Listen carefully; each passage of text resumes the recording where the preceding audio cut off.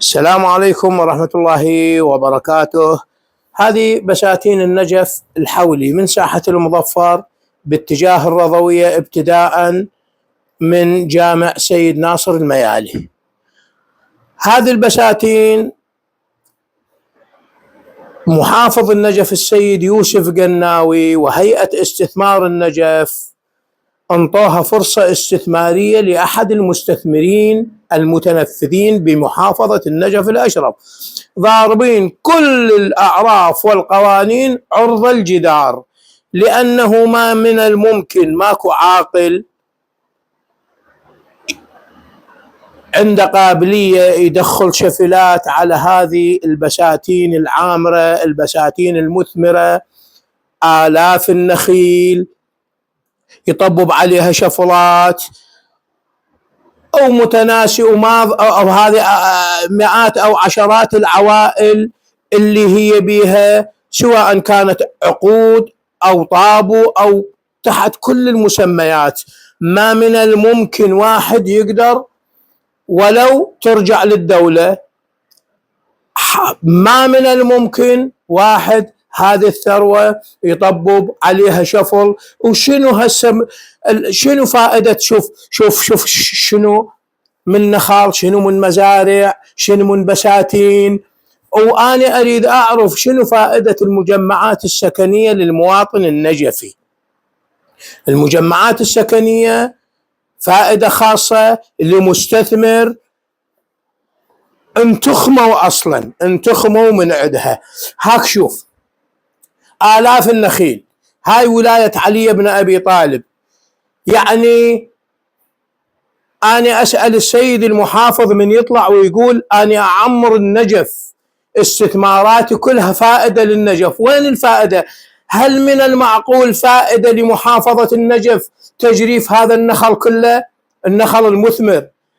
هذه الموارد، هاي موارد للنجف، ناس عوائل تسترزق من عندها هذه لأجل مستثمر أو لأجل ما من يعني والله خلص حتى الكلام وخلص حتى العتب تحت أي قانون. القانون الوضعي ما يسمح لك تجرف هاي شوف، يعني من تباوع عينك تدمع عليها. عنده جرأة واحد يطيح لنخلة واحدة من ذل، يعني ما عندكم دين؟ ما تخافون من علي بن أبي طالب؟ هاي ولاية أمير المؤمنين، هاي الناس عايشة بصاية علي بن أبي طالب، تجونها تطبب عليها شفرات تريد، وهاي كلها تشيلها وتسويها بيوت وملايين ومليارات تودوها المصارفكم بالخارج. منو مستفاد هسه من المجمعات؟ شوف الحمل بالنخل، شوف باوعوا يا أهل النجف. هل من المعقول؟ شوف هذا النخيل، هذا عندك بخت أنت تجرفه وتذبه، زين القانون السماوي يجرمه، القانون الوضعي هسه عندنا يعتبر، القانون العراقي شو يقول؟ يعتبر تجريف النخيل جريمة يعاقب عليها القانون. قانون الغابات والمشاجرة رقم 30 لسنة 2009، قانون حماية وتحسين البيئة رقم 27 لسنة 2009، بالإضافة إلى قرار مجلس الوزراء رقم 50 لسنة 2016 يمنع القانون تجريف البساتين. زين لا القانون يمنعها، هاي كل القرارات والقوانين. قانون السماء رسول الله يصيح أكرموا عمتكم النخلة، يعني لا تخافون من قانون الله ولا تخافون من قانون القانون الوضعي. منين تخافون؟ هل من المعقول هذا؟ يعني الحكومة المحلية مال النجف مو هذا راح ينذكر لكم إلى يوم القيامة؟ هاي ليش هيك؟ هاي البساتين الحلوة، هاي موارد الناس، هاي أرزاق الناس، هاي العوائل يا بسحلوقها وتفتر وتشكى والدور لها واحد تستنجد بيه. ليش؟ يعني مستثمر يطلع وياه، يعني أنا يسولف لي والله ينقل لي السيد النائب، يعني مطلع وياه دوريات ومطلع وياه على شنو الدوري؟ خاف واحد يمنعك تجرف هذا النخل؟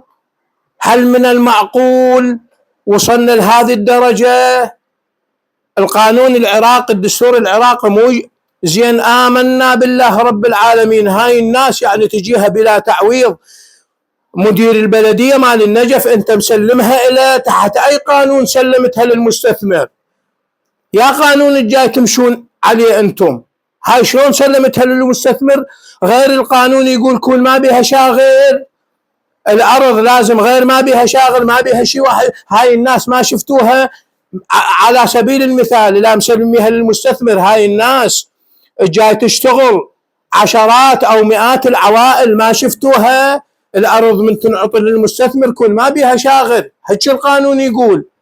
تحت أي قانون جاي تشتغلون؟ المحافظ يوسف قناوي، كرار المواشي، مدير البلدية، هيئة الاستثمار، ايش جايب على يا قانون جاي تشتغلون؟ لا حول ولا قوة